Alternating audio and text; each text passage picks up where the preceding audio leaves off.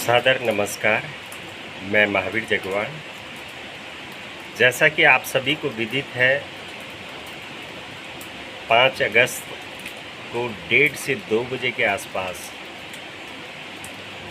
उत्तरकाशी जनपद में स्थित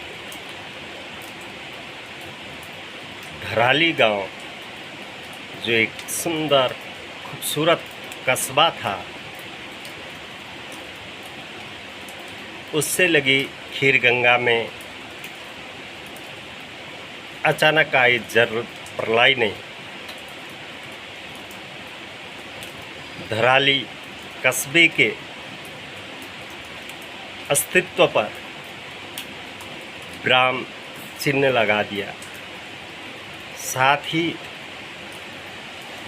इस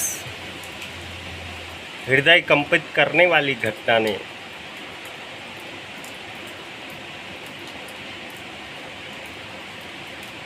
जान माल के हुए भारी नुकसान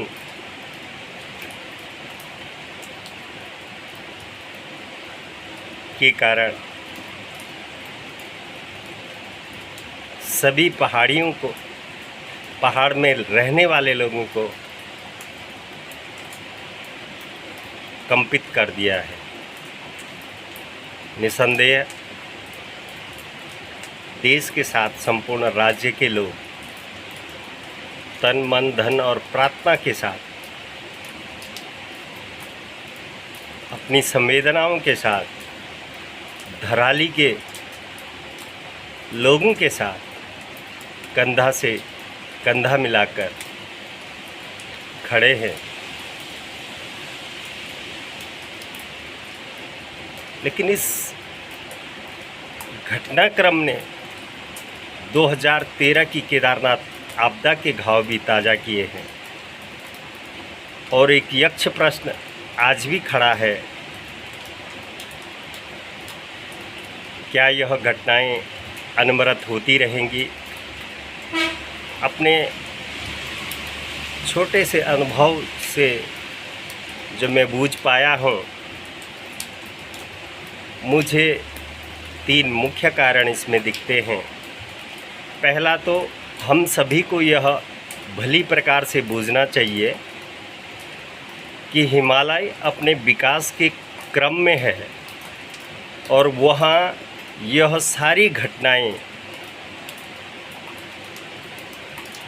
कुदरती रूप से आम बातें हैं।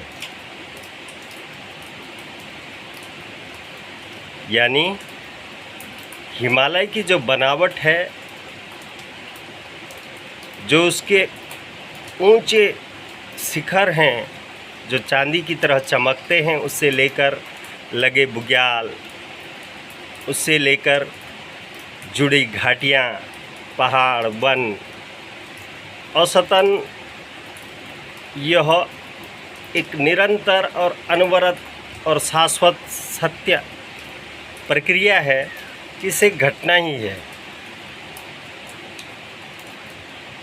और यह कभी कहीं कभी कहीं कभी कहीं कभी कहीं औसतन पूरे पहाड़ पर, पूरे हिमालय से लगे भूक्षेत्रों पर यह घटनाक्रम निरंतर दिखता है। यानी हमें सहजता से स्वीकार करना ही होगा कि पहाड़ में यह सब कुछ होता ही रहेगा।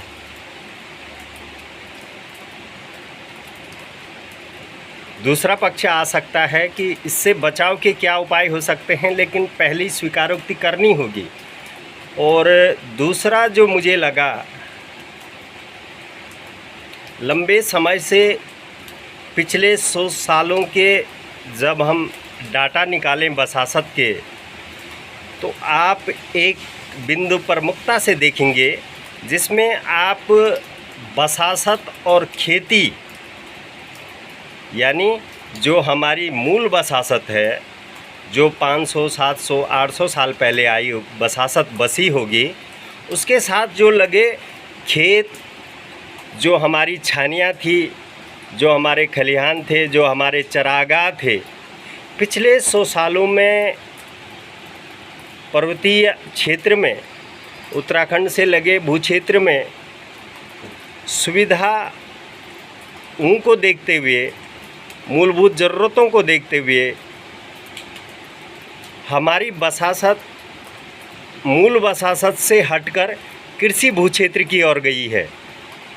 और इस कृषि भूक्षेत्र का जब हम जीवन और इसकी बनावट को देखने की कोशिश करते हैं तो यह स्पष्ट लगता है कि पुराने समय के मलबे का ढेर, यानी जो जब बसासत हुई होगी, शुरुआत में जो लोग आए होंगे उन लोगों ने अपनी बसासत सुरक्षा को देख करके की। भले वह अभाव और ज्ञान विज्ञान में कम रहे होंगे, लेकिन अपनी जो चरेवेती और जो अनुभव था उस आधार पर उन्होंने बसासत तो सुरक्षित जगह की। लेकिन जो मलबे के ढेर थे वहाँ उन लोगों ने छोटे छोटे खेत, अपनी भोजन, अपनी आजीविका, अपनी दिनचर्या के लिए छोटे छोटे खेत और छानियाँ और पशुपालन करके जीवन के विकास क्रम में वह बढ़ते गए। और इसी क्रम में पिछले 100 सालों में जो हमारी बसासत थी, मूल बसासत, वहाँ से हट कर के हमारे भवन, हमारी आजीविका, हमारे स्वरोजगार के क्षेत्र, हमारी यात्राएं, जीवन यात्राएं, उसमें हम लोगों की जो बसासत बढ़ी है वह लगभग कृषि भूमि उन छानी वाले क्षेत्रों में उस बंजर भूभाग की ओर बढ़ी है जो पहले खाली थे, जहां बसासत नहीं थी। यानी हमारी बसासत निरंतर उस ओर बढ़ रही है जहां पुराने लैंडस्लाइड का मलबा था। और इस मलबे की जो, इस भूमि की जो बनावट है वह अपने में कच्ची है, इसमें कोई संदेह नहीं, क्योंकि न तो इसके अंदर ठोस चट्टान है और न ही यह लैंड इतनी पुरानी है कि यह बैठ गई होगी, यानी प्रेस हो गई होगी, मजबूत हो गई होगी। और इसके ऊपर हम लोग भवन तो बना रहे हैं भूकंप तकनीकी वाले, लेकिन जब अत्यधिक बारिश हो रही है तो जो गाद और मलबे का धक्का है, दूसरा जो निरंतर बारिश हो रही है, जो उस भवन भूमि की जल धारण क्षमता थी उसके अभाव के कारण वह पानी को वापस कर रहा है। यानी जो पानी अंदर रिस जाना चाहिए था वह पानी एकत्रित हो रहा है 1 feet, 2 feet, 10 feet, 20 feet, 50 feet. और जैसे ही मलबा इधर उधर से आता है तो वह रपट जाता है। यानी हमारी जो कृषि भूमि थी वह आधे से अधिक 90% भूमि मलबे के ढेर में विकसित हो रखी है और उस पर बसासत बढ़ गई है। और वह बसासत समय रहते सुरक्षित नहीं की गई तो खतरे में है। आप लोग अक्सर यह जानते सुनते होंगे कि दुबई ने अपना क्षेत्रफल बढ़ाया।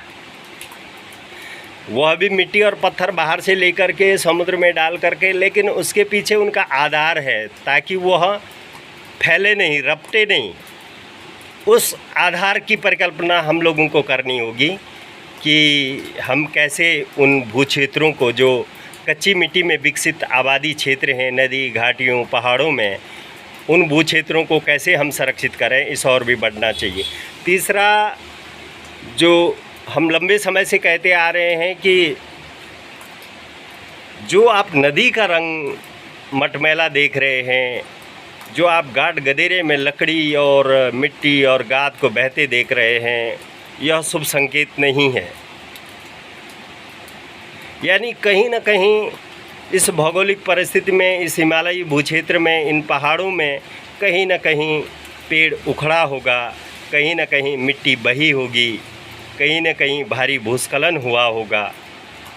और इस अनवरत क्रम को हम लंबे समय से देख रहे हैं। हिमालय की ऊंचाइयों से लेकर घाटियों तक जो हम देख पा रहे हैं उसमें एक बहुत चिंताजनक स्थिति है। सॉइल की डेप्थ, मिट्टी की जो सतह है वो निरंतर घट रही है। यानी मिट्टी की सतह का घटना, जल धारण क्षमता घटना, बड़े जो पत्थर हैं, बॉर्डर हैं, चट्टान हैं, उसमें सीमेंट से 1000 गुना मजबूत जो आपसी जोड़ बनाया है वह उस मिट्टी ने बनाया है। उस मिट्टी का क्षरण होना और उन पहाड़ों का, उन चट्टानों का, उन आपसी पत्थरों का जो संयोजन है, उस जोड़ का कच्चा होना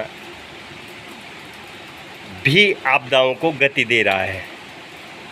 यानी हमें समय रहते भूक्षरण को भी रोकना होगा। ये 3 मोटे मोटे जो बिंदु हैं, इस और ध्यान आकर्षित करना होगा। और ज्ञान विज्ञान और जो हमारा पारंपरिक ज्ञान है, जो हमारे पिछले अनुभव हैं, जो वैश्विक भौगोलिक परिस्थितियों में जो सुरक्षा उपाय हैं, उस और एक गंभीरता से सभी को, नागरिक मंच हो, प्रतिनिधि मंच हो, अधिकारी मंच हो, या जो हमारे महत्वपूर्ण बिंदु हैं इसमें, जो हमारे भूवैज्ञानिक हैं, जो हमारे सिविल इंजीनियर हैं, इन सब को मिलकर के एक ऐसा समूह विकसित करना पड़ेगा जो एक कुशल शिल्पी की तरह इन पहाड़ों को सुरक्षित रखे।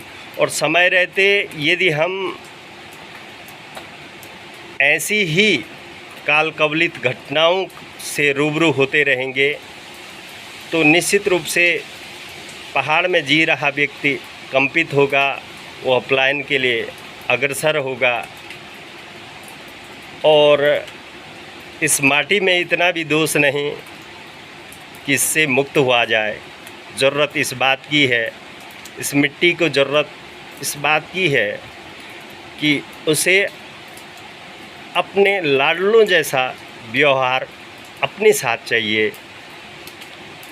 यदि सभी समय रहते इस ओर बढ़ेंगे और कुछ नए जोश और नई सोच के साथ सरकारें ज़मीनी रूप से काम करेंगी तो निश्चित रूप से आस बढ़ेगी। और आशा है यह आस बढ़ेगी, आने वाला कल और सुरक्षित होगा। धन्यवाद।